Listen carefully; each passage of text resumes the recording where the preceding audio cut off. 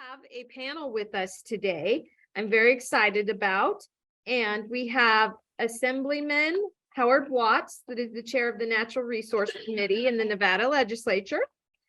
We have Nevada Division of Water Resources State Engineer Adam Sullivan, and we have Central Nevada Regional Water Authority Executive Director Jeff Fontaine. So basically with this panel, we're going to give each panel member, like we did with the vet panel, they'll have 10 to 15 minutes to discuss what's going on, things they'd like to discuss with this crowd, and then we will go into a Q&A session. As we look at the way that specifically the agriculture industry, because this is a cattleman's update, depends on its agriculture water, the way in which the water is running off is different. And are there plans to look at, because when you deal with agriculture, a lot of our infrastructure was built by the farmers and ranchers themselves. It's old. And it is so expensive to improve that or to implement new technologies. Is there any talk about assisting the industry in that, which, I personally believe will help everybody in Nevada? If the ag industry can become more efficient, if Las Vegas can become more efficient, if we in the rurals can become more efficient, if everybody becomes more efficient and works together. But we have this issue of infrastructure, and we're not the only state facing this. Any thoughts? Well, I'll jump in to start. It's a great point. One of the things that I've been thinking about, and again, I think I've been particularly thinking about this among the users on the Colorado River, but it applies, I think, broadly across the West, is, you mentioned there are a tremendous amount of work done by landowners, by farmers and ranchers. There's also a large historic investment, often by the federal government, sometimes by state and local governments, in delivering water across the Western United States and allowing agriculture to flourish, allowing cities to flourish, and so on. But that infrastructure is aging. There is new technology that is more efficient. And, again, I think we have to really be understanding of the economics of the situation. And we're going to have everybody come together, from the individual landowner or water right holder, the state government, local government, and the federal government are going to have to make investments to upgrade infrastructure to preserve water across all the communities and industries of the West. We did, again, a tremendous thing, but it's not something that we can just put into maintenance mode. And for a variety of reasons that, I think all of us as panelists could probably spend too long talking about. The state engineer talked about various quirks of the law and how water's been managed. And, that climate impacts, drought, we've seen it put a lot of stress on these resources. So we are no longer in the position where we can kind of turn away. We need to make that investment, and I believe it needs to have a substantial federal partnership. The recent federal legislation allocated, I think, $4 billion towards addressing drought along the Colorado River Basin. I think that's great. I think there's going to need to be more of that, both in the Colorado River Basin, but across the arid West. And so I do hope that there will be continued discussion. I hope the snow doesn't dampen the folks' enthusiasm in Washington to make ongoing investments that can result in upgrading that infrastructure.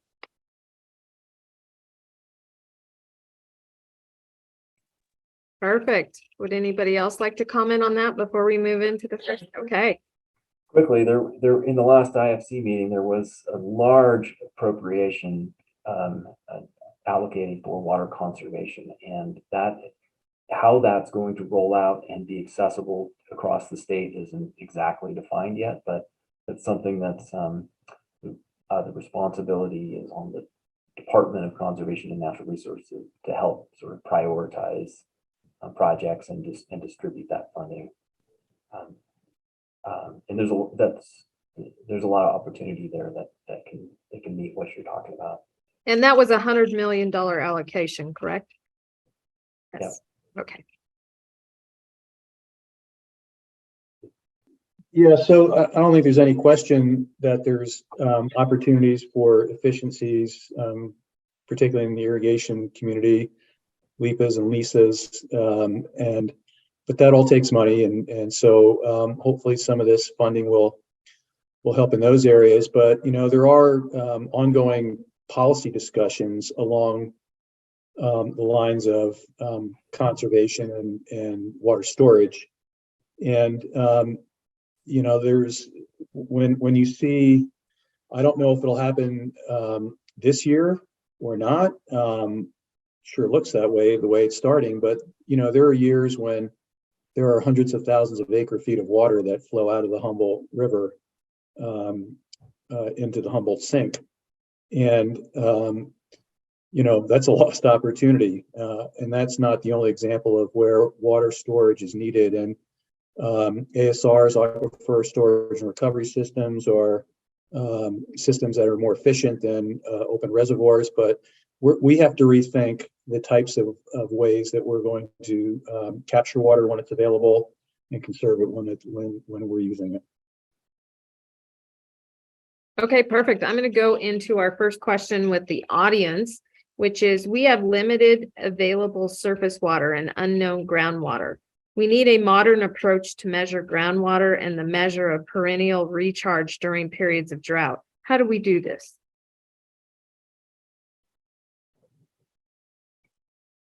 I can start. One of the things that we're working on as a division in cooperation with the USGS and the Desert Research Institute is to really update our baseline science that describes water budgets at the basin scale.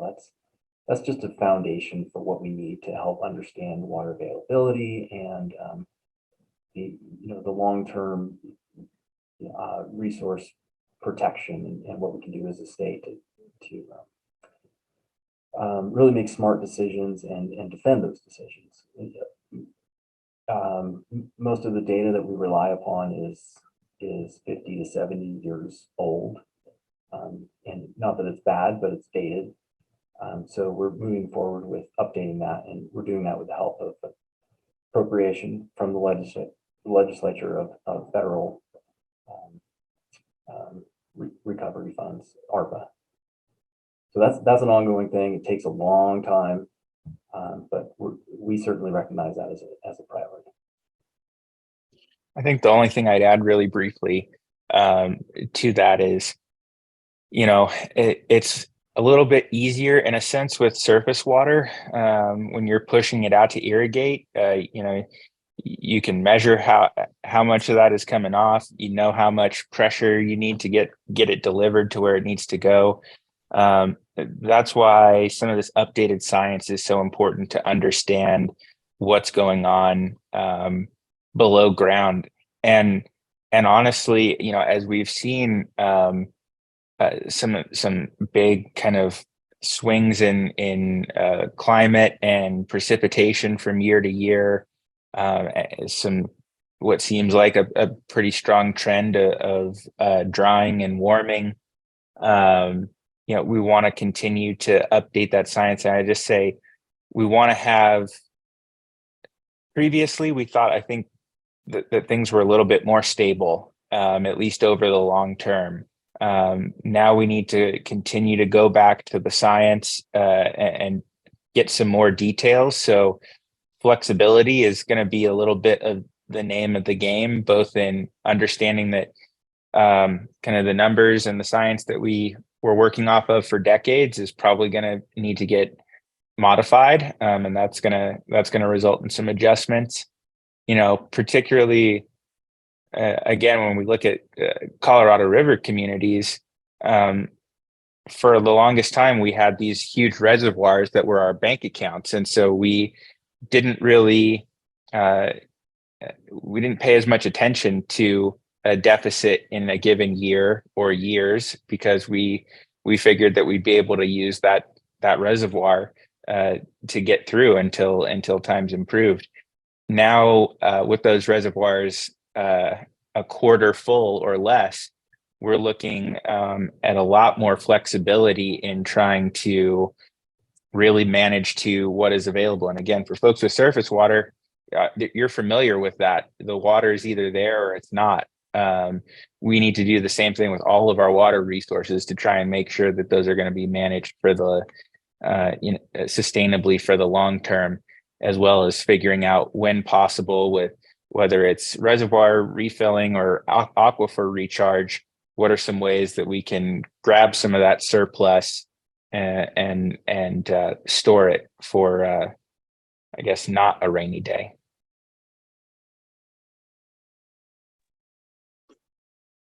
Stacy, the only thing I would add to that is sort of the planning effort that needs to take place as well to go along with this data. The state engineers can speak to what his division is doing, but the state water plan is 20 plus years old, and within the Division of Water Resources, the planning division is embarking on an update of the state water plan, which I know is going to be a long-term effort and a much needed product. But also at the local level, all the county governments in some cities are updating or just starting out on a sort of a new county water plan, and that's really a result of Senate Bill 150 that was enacted back in 2019 at the request of CNRWA. And what that does is requires local governments to tie their land use plans and growth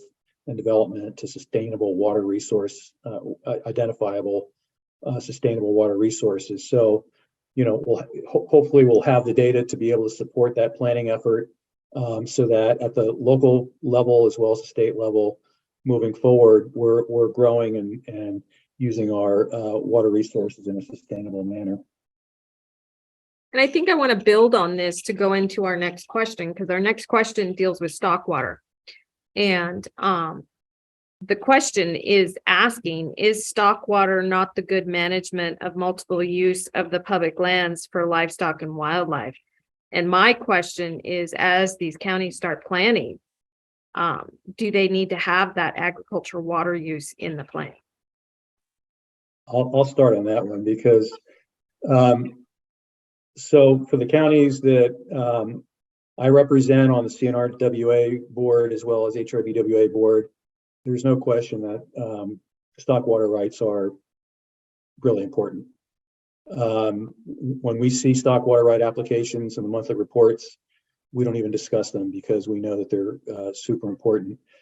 And so we definitely want to make sure, again, at the local level, that for those counties that have an agricultural base, that they recognize those, and during the development of the local water resource plans, those are going to be hopefully open, an open process as well, and will be approved by the respective boards of county commissioners. And so that's the opportunity for at the local level to have input on agriculture. But I have to bring this up because I think JJ Koikachi is on the Zoom call, but at his urging at the CNRWA, the last meeting, he asked me to look into Public Water Reserve 107 and develop a position statement on PWR 107. And I really didn't know much about that subject until I started to research it. And once I got into it, I spent many hours figuring out what was going on. And I've got to say, that's an area that, even though the state really can't do much about it. I do think that that's an area that we probably, as a state of Nevada, as a whole, need to reckon with and work with the federal government to get that issue resolved. So, Okay. Next question. Is there any progress on reducing evaporation on the reservoirs throughout Nevada and or the West? I guess I'll talk a little bit about kind of things around the West.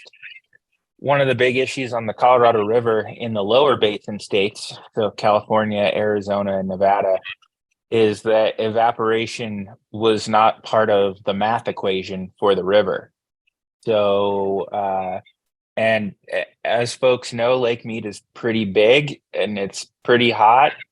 So there's a significant amount of evaporation off that reservoir and off, off the water that's flowing through the lower basin to the tune, I believe, of over 1 million acre feet a year.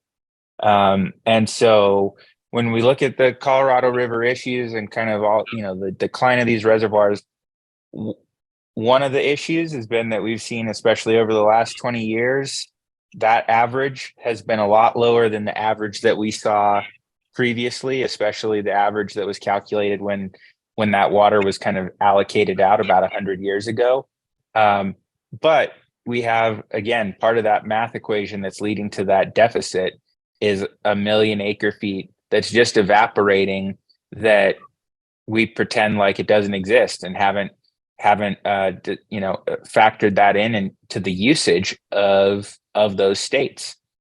So that is one of the factoring that into the equation is one of the ways that we're looking at trying to bring balance to that. Of course, once you do that and you figure out how much of that is a responsibility of each state, you still have to then figure out how you're going to reduce water usage to be in balance with that reality. And that's the real struggle. And again, my perspective is that we have to do this in a way that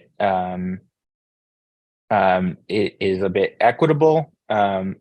But again, it recognizes senior water rights and allocations, but has buy-in and participation from every community and every sector. We have to all be in it together. I'll say a little something about evaporation just quickly, because I echo that.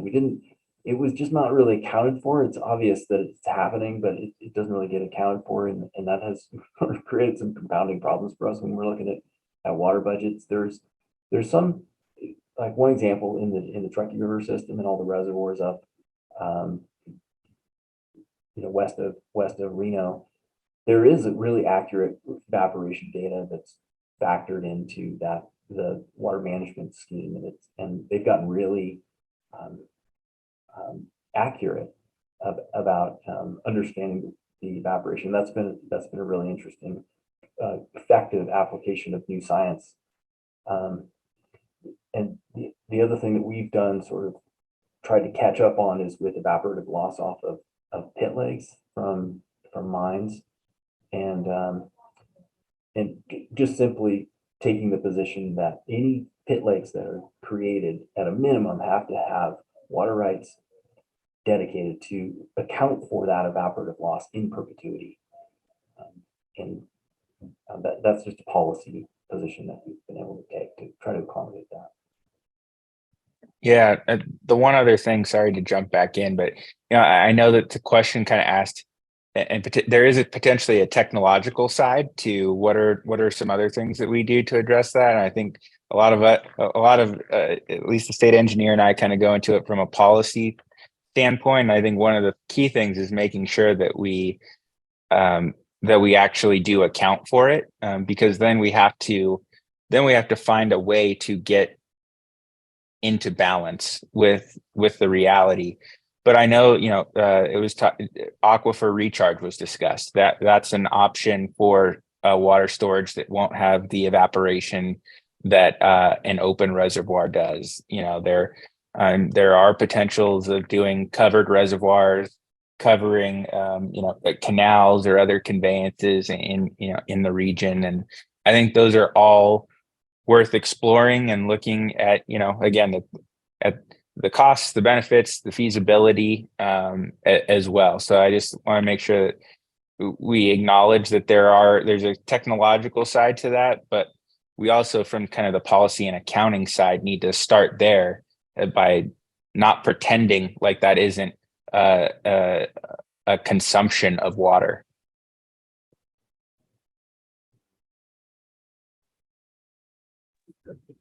Okay, I'm going to go to heat islands and then we're going to go back to stock water. Okay.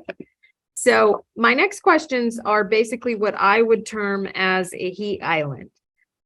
When the non-functional grass areas of Las Vegas are removed, does it create heat bubbles with blacktop and concrete? Can more trees and plants or shade? I always say in any water system, every action has a direct reaction, whether that's positive or negative. And I know Las Vegas has been having this discussion about the heat islands. Any comments about that? Yeah, I'll jump in to start. It's a really valid concern and valid issue. There's continuing research going on about heat island. We already have that effect. So even with the grass that we have on the ground today, urban heat island is an issue. We do have a lot of concrete. We've got a lot of blacktop, especially nighttime lows in the summer are not getting very low. And so, and that has a lot of impacts on everything: energy usage, water usage, comfort, quality of life.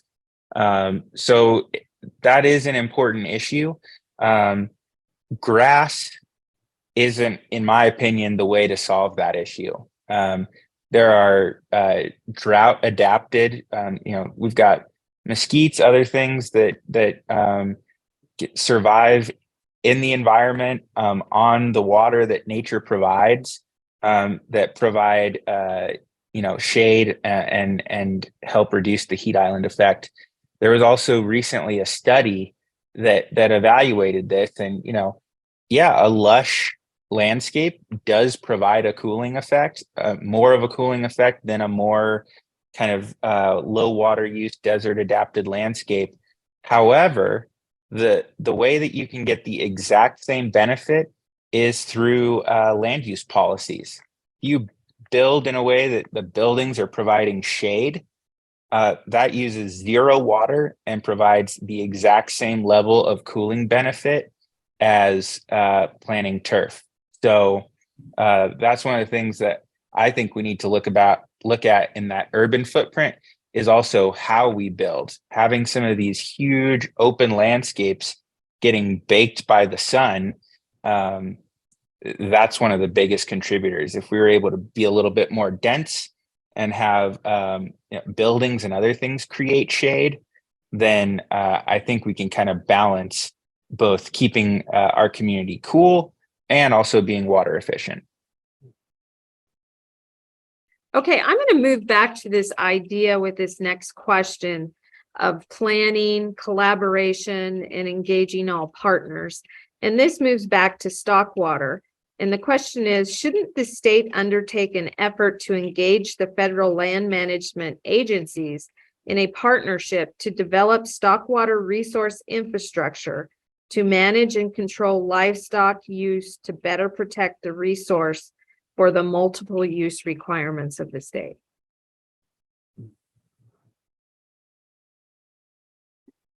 There's a lot there. I would say yes.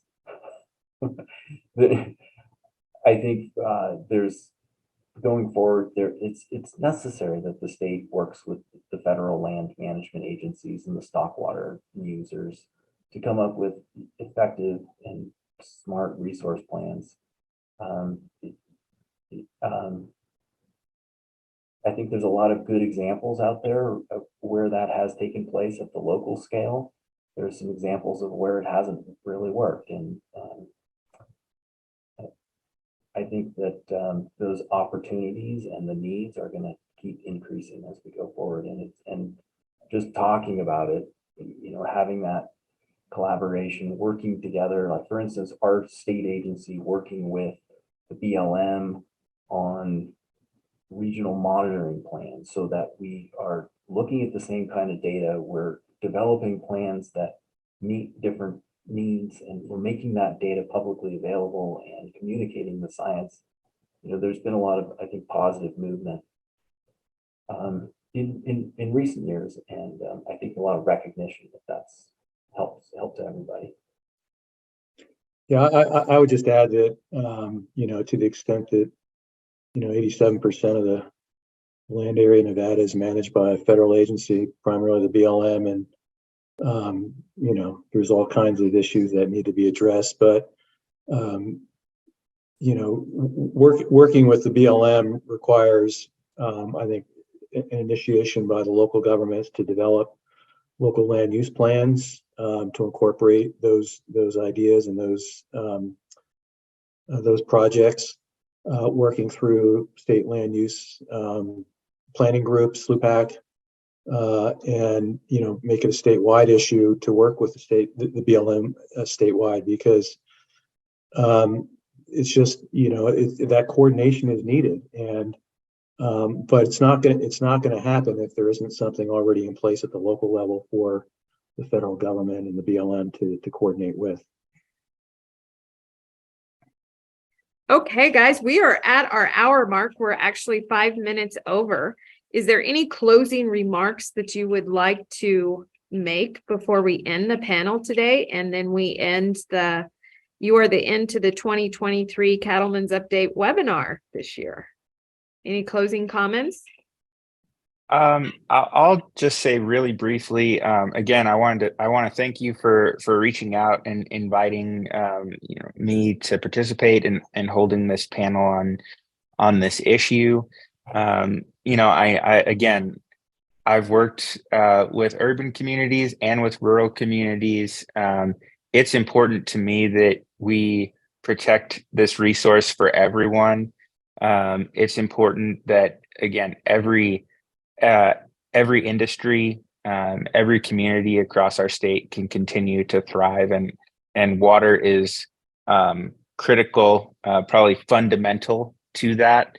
So one, I just want to again make sure that I put that out there, and that that I appreciate the role that agriculture plays in our state's economy, and in communities across the state, and that both from my perspective as a state lawmaker, but I think for all of our state and local government officials, we want to partner with you, we want to work with you, we want to be accessible.